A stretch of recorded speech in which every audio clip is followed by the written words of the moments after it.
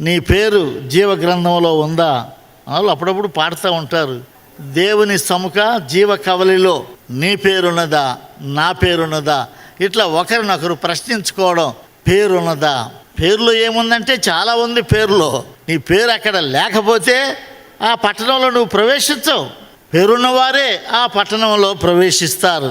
ఆ పట్టణంలో మరి దేవుని వాక్యంలో చెప్పబడినట్లు ఆ సూర్యుడు ఉండడు, చంద్రుడు ఉండడు. కేవలం ఆ పట్టణం యొక్క నడిబొడ్డున గొర్రెపిల్ల ఉంటుంది.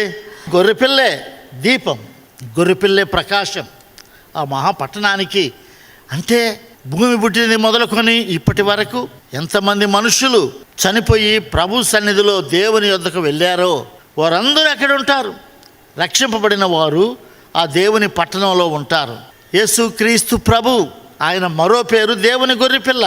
ఆయన సిలువలో చనిపోయినప్పుడు భూలోకమంతా కూడా చీకటి గమ్ముతుంది. మొత్తం భూమి అంతా కూడా భూకంపాలు వస్తాయి, సమాధులు తెలవబడతాయి, ఎన్నో భీకరమైన కార్యాలు జరుగుతాయి. అన్నిటికంటే ప్రాముఖ్యమైనది భూమి అంతా కూడా చీకటి కమ్ముతుంది. ఎందుకు?